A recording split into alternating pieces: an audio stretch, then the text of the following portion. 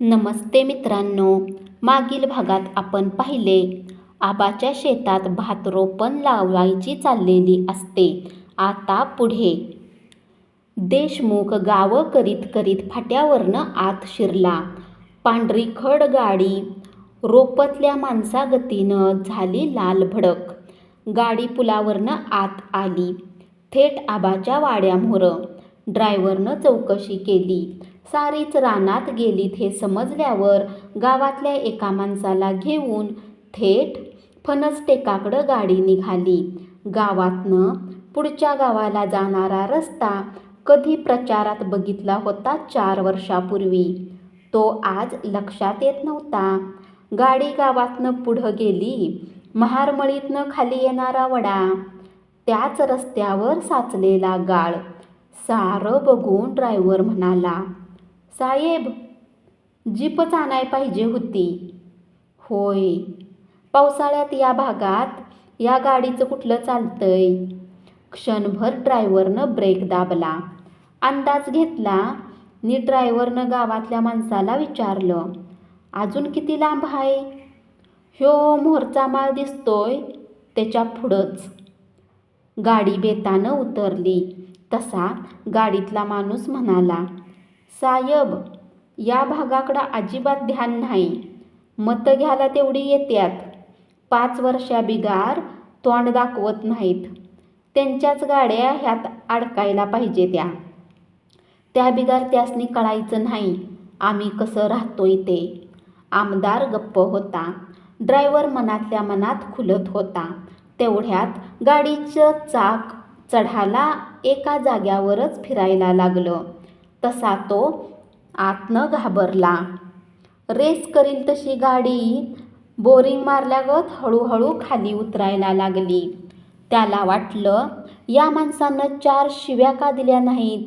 नाहीतर शिवीनं बोलायला सुरुवात करणारी माणसं आपण बघितल्यात. तसा हा माणूस नाही. त्याशिवाय या पुढाऱ्यांना कळायचं नाही. 4 दिवसापूर्वी अशीच गाडी एका रस्त्याला अडकली. आपण एकटेच होतो. तिथल्या माणसांनी गाडी ढकलताना किती शिव्या द्यायच्या. नाहीतर त्यांची काय चूक. आता 20 वर्ष झाली आमदारांना. साधी या पावसाच्या दिवसात गाडी जाईत नसल या रस्त्यानं, तर या दिवसात मरानच की काय माणसांचं. ड्रायव्हर खाली उतरला तसा गावातला माणूसही. आमदारांना वाटायला लागलं, आपणच चूक केली. इकडं गाडी घालायलाच नको होती. ह्या माणसालाच आप्पाला बोलवायला पाठवला असता आणि आपण वाड्यात बसलो असतो तर बरं झालं असतं. ड्रायव्हरनं गाडी सुरू केली. त्या माणसानं ढकलली. गाडी निघाली. बायला तरी हलकीच आहे असं म्हणत तो गाडीत बसला. आप्पाला गाडी दिसली तशी शंका आलीच, पण आमदार येणार नाही. तेवढ्यात गाडीतनं जरा चांगली जागा बघून आमदारच उतरला. त्याला बघून सारी रोपं लावतेली माणसं कावरा सगळ्या करून बावरली. बायकांच्यात खसखस पिकली. कोण ग ह्यो पांढरा खडबोका. आप्पासनी म्हणाव, आणा की जरा लोळवूया चिखलात. तोपर्यंत दुसरी म्हणाली, म्हणजे कामच लागलं रात्रभर त्याच्या बायकोला दगडानं चोळून धुवायचं. तशा साऱ्याच हसायला लागल्या. सारं गडी शुद्धू म्हातारा सोडला तर रस्त्यावर गेलं होतं. तो उठून डोळ्यावर आडवा हात धरून म्हणाला, आता आणि कंची मतं आली म्हणायची या पावसात. तशी एक जण म्हणाली, मताबिगार काय आहे आता, तेवढ्यापुरतीच तोंड दावत्यात. एकदा मागितलं की 5 वर्ष बघायला न ग. तशी कोणीतरी म्हणालीच, तू बघत्यास नव चिखूल, तुला रेट तरू हाय लाव. तशा साऱ्याच परत हसायला लागल्या. आप्पानं आमदाराला नमस्कार घातला. तसा आमदार म्हणाला, काय चाललंय, भात रोप का. होय, तुम्ही निरोप पाठवायचा नाही, आलो असतो घराकडं. काय केलं, मीटिंग घेतली. आमदारानं मूळ मुद्द्याला हात घातला. नाही, घेतो 2 दिवसात. चेअरमनचा 2 दिवस पत्ताच नाही. आमदाराला काळजी लागली. आबाला म्हणाला, आबा आता तरी बसत जावा की घरात, नाहीतर इथं काय करतोय? उगच रिकामं बसून 4 दिवस जादा जगायचं तेही नाही. मग आम्हाला घरात बसाय तरी सांगा, का फिरायला लावताय? आमदाराचं तिड्यातलं बोलणं आबाच्या लक्षात आलं. आम्ही कोण सांगणार आणि आमचं कोण ऐकतंय? बघीत बसायचं बरं वाटलं तरी बी आणि नाही तरी बी एवढंच राहिलंय.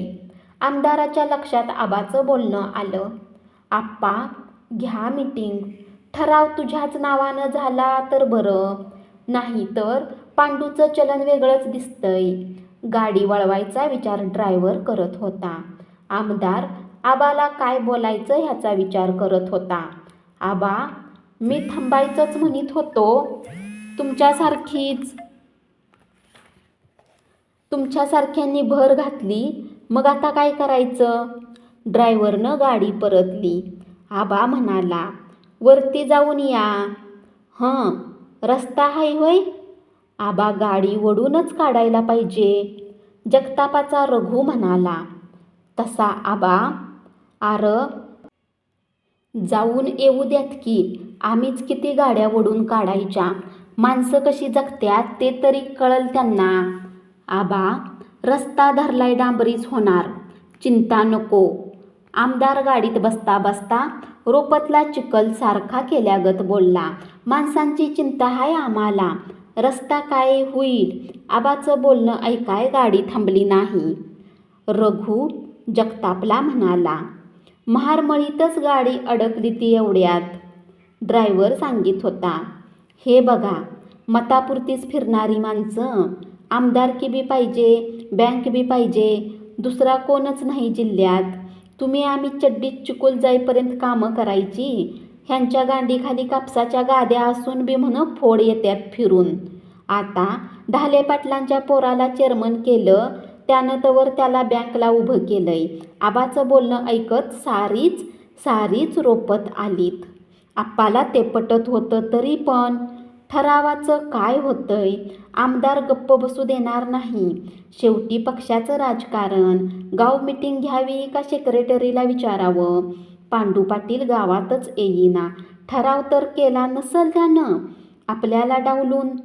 साऱ्या संचालकाच्या सह्या घेऊन संध्याकाळ झाली. आप्पानं सेक्रेटरीला आणि 5-6 संचालकांना बोलावलं तर सेक्रेटरी म्हणाला, चेअरमन प्रोसिडिंग घेऊनच गेलाय. आप्पानं डोक्याला हात लावला. आप्पा संचालकांना सांगू लागला, हा ठराव कुणाच्या नावावर? हा नंतरचा भाग. मीटिंग घेऊन ठरवायचं का आपल्या घरची संस्था असल्यागत आपणच ठरवायचं? त्या सर्वांचं ठरलं. पांडू पाटील आला की मीटिंग घ्यायची. सारीच त्यावर दुमावर राहतील. तो रात्री आलेला समजलं तसा केरबा डोंब आप्पाकडं आला. ताबडतोब सेक्रेटरीला पाठवला. तो म्हणाला, मीटिंग घेणारच आहे, आत्ता घेऊ. केरबा डोंबला दमच निघाला नाही. त्यानं आप्पाला विचारून सर्व संचालक गोळा केलं. पांडू मीटिंगमध्ये म्हणाला, आमदाराला ठराव द्यायचा नाही, मी ढाले पाटलाला सांगितलंय. गावातली 5 पोरं घ्यायची असं असलं तरच ठराव देतो.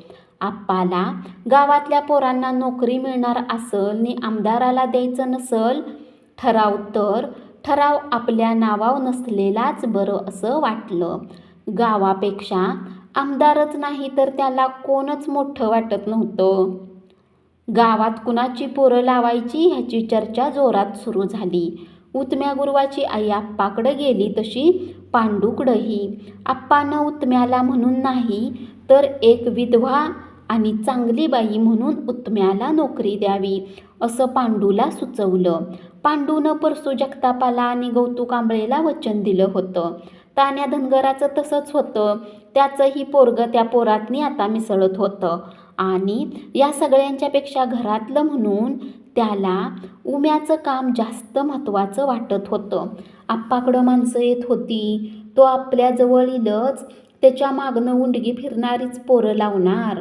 सोसायटी काय त्यांचीच आहे का? संचालकांना वाटत होतं आपलं पोरगं लावावं, नाही तर आम्ही सोसायटीतनं बाहेर पडतो अशी धमकीवजा भाषा आप्पाच्या कानावर पडत होती. आप्पा पांडूला भेटायला प्रत्येकाला पाठवत होता. त्याला ठराव नको नको वाटायला लागला. सारं गाव दुखवणार ह्यात आपण. तो प्रत्येकाला सांगत होता, गावानं नावं द्यावी ती मी काम करून घेतो. तशी माणसं गाव म्हटलं की आप्पाकडे येत होती. देशमुखाला पांडूच्या नावावर ठराव झालेला बातमी गेली तसा तो आप्पावर चिडला. उद्या तुमच्या हातातनं पांडू सारच घेणार, मग काय करणार? तसा आप्पाला राग आला. फोन आदळला. पांडूचा बा यायला पाहिजे आणि ह्यो सांगतोय मतदारसंघ बोंबलतोय, नावानं त्याचं काही नाही. उगच कामाशिवाय निवडून यायचं दिवस गेला आता. माणसं आता हिंगलीत नाहीत. त्याला आबाचं बोलणं आठवलं. आमदार नुसता आमदारच 20 वर्ष, भागात कारखाना काढला नाही का, साधी शाळा उघडली नाही का, 4 पोरं गावची कुठं चिकटवली नाहीत.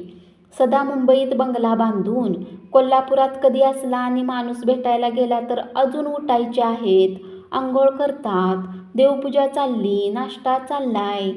आणि मग कोणत्या गावचं? उद्या या, हे 12 वाजता ऐकायला मिळतंय. 60-70 किलोमीटरवरनं जाणाऱ्या माणसांची ही कुचंबना. कामाचं नाव नाही तरी आमदार. अंगावर मुठभर मांस चढताना तर काय होईल? आणि आता चिडतोय. आमदाराची गाडी आली ती थेट पांडू पाटलाच्या नवीन बांधकाम केलेल्या गावंदरीकडच्या बंगल्याकडं. अजून वाट नव्हती. गाडी देवळाच्या पटांगणात थांबवून आमदार चालत गेला. पारावरल्या माणसांनी लगेच आप्पाला बातमी दिली. पांडूनं आमदाराला सांगितलं, माझं काय, ठराव गावाचा. गाव सांगील ते मी करणार. आपल्यावरली बाजूक ढकलली तरी आमदार म्हणाला, गाव आमच्याच मागं आहे. मग आता कसं जाईल विरोधात? तुमच्या गावात पक्षाचं जिल्ह्याचं पद कुणी दिलंय? मीच ना. तुला काय पाहिजे ते सांग विचार करून.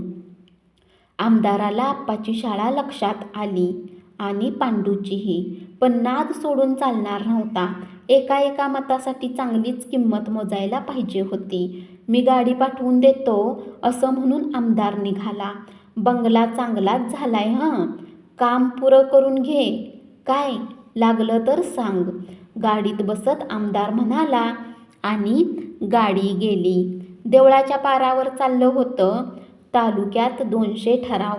एका ठरावाला ढाले पाटील 5 नोकऱ्या देणार. 200 ठरावांच्या 1000. त्याला 2 कारखानं काढायला पाहिजेत. पण आमदाराला त्यानं चांगलंच पळिवलंय. साऱ्या शिवारातनं कधी नाही तो आमदार फिरतोय. 20 वर्षाचं राजकारण पाण्यात जाऊ नये म्हणून. पण चिखलात त्याला ढालेनं उतराय लावलं, हे काय कमी म्हणायचं? गावात जो तो आपल्या पोराला कुठं का असना चिकटायचा म्हणून नादवला होता. पावसानं संप केल्यागत केलता. उन्हाळ्यागत दिवसभर खडगं ऊनच पडलं होतं. गावात येणाऱ्या गाड्या पांडूकडंच जात होत्या. आप्पाजवळच्या माणसांना आप्पा आबापेक्षा जास्त जळजळत होतं. देशमुख बी नि ढाले पाटील बी धरलाय त्यानं. त्यांना आप्पा सांगत होता, राजकारणात शेवटच्या टप्प्यावर का असना एकालाच धरता येतं. पण माणसांना वाटत होतं पांडूचं महत्त्व वाढतंय. उद्या आपलं काय, सगळ्यांनाच बसविल कट्ट्यावर पांडू. त्याला आवराय पाहिजे. एकटाच मिरवतोय गावाचा मालक असल्यागत. मिरवू दे की. आणि कामासाठी आमदार खासदारांच्या मी कधी त्यांच्या पायऱ्या झिजवल्यात? त्यांचं कामच आहे विकास करायचं. आपल्यावर उपकार करत नाहीत ती. उद्याच त्यासनी कोंबडं कापू, रान नांगरू, रोपं लावू असं विचारत बसलो तर मरायची वेळ येईल. आणि पांडू गावात मिरवून 5 जणांपेक्षा जादा पोरांना नोकऱ्या लावणार आहे. गावात 100 पोरं बेकार फिरत्यात. किती दिवस मिरवणार? 5 पोरांची कामं झाल्यावर 95चं काय? येणारी माणसं तरीही पांडूच्या बंगल्याकडं त्याच्या पोराचं तेवढं बघा, माझ्या पोराचं तेवढं बघा म्हणून जात होती. त्यांना ह्या ठरावाचं गणित सुटत नव्हतं. बातम्या वादळागत पसरत होत्या. 200 ठरावातलं 125 ढाले पाटलाकडं अशी बातमी, तर दुसरी 100 ठराव आमदारांच्या ताब्यात. कोणाचं खरं आणि कोणाचं खोटं? कसं का असना, आपलं पोरगं चिकाटलं की झालं असं ठरवून प्रत्येक बातमी सारं गाव लक्ष देऊन ऐकत होती. बऱ्याच जणांचं रोपा वाळल्या तरी ढगाकडं लक्ष मात्र नव्हतं. देवळाचा पार सारखा सजत होता. तिथंच विषय बँकेचाच. एक जण सांगायला लागला, तुम्हाला सांगतो, आमचा पाहुणा ढाले पाटलाच्यात फिरतोय त्यो राती मी गेलतो तेव्हा सांगित होता. 2 म्हातारी कुठल्या गावची हायत बरोबर. त्यांची मागणी काय विचारली तर त्यांनी यादीच काढली. आणि यादीत काय तर 4 बंड्या, 4 टावेल, 4 शर्ट, 4 फेटं, 4 वासाचं साबण, तेल, रोज मटण, दारू, इंग्लिश आणि रोज बाई. हे चाललंय त्यांच्या सहलीत. सारीच हसायला लागली. तोपर्यंत दुसरा म्हणाला, वर पैसे आणि द्याचं ते तरी हायच की, पण ही यादी आली नाही की निघालो आम्ही देशमुखाकडं म्हणून उठत्यात. आणि ढाले पाटलाच्या कारखान्याचा माजी संचालक, त्यांची गंमत काय माहिती आहे का? त्यानं म्हण ज्या लॉजवर राहत्या तिथल्या 4 चादरी आवडल्या म्हणून बॅगतनं आणल्या. 3 लाखाचा दर हाय म्हण एका मताला. बाईला 3 रुपये कोण द्याचा नाही ह्यासनी. उगच होय या मांजरीत खून झाला ठरावासाठी. आर पण महिना इलेक्शन अजून तवर ह्यासनी सांभाळायची. आणि अशा मागण्या ह्यांचा खर्च काय बारका होणार आहे होय? चोरासाठी चोरांनी खर्च करायचा. गावच्या संस्था आणि ह्यांचं खिसं गरम. बाईला उकाळ पांढरच झालं. पर ढाले पाटलानं आमदाराला लय दिसांनी 60 सोडायला सांगितली. ते झालं बरं एक. आपल्या गावातली 5 पोरं कुणाची र लावले ती? त्यांच्या मागणं फिरणारीच लागायची. का ते बी पैसे घेतोय त्याचा काय नेम? दबकत दबकत एक जण बोलला. सहलीला गेलो नाही व्हय अजून? गेलाय की. सकाळीच गाडी उजडायला आलती. त्यांचं काय, दोघांच्या बी गाड्या येत्यात घराकडं. पारावर 4-5 जणांचं चाललं होतं. सोसायटीच्या संचालकांना बायकांच्या कानावर असं जायचं. त्यामुळं त्या संचालकांना घरात फोडून खायच्या. ती जेवणापुरतीच घरात पाय ठेवायचीत. आप्पाजवळ जाऊन रडगाणं गायचीत. धन्यवाद.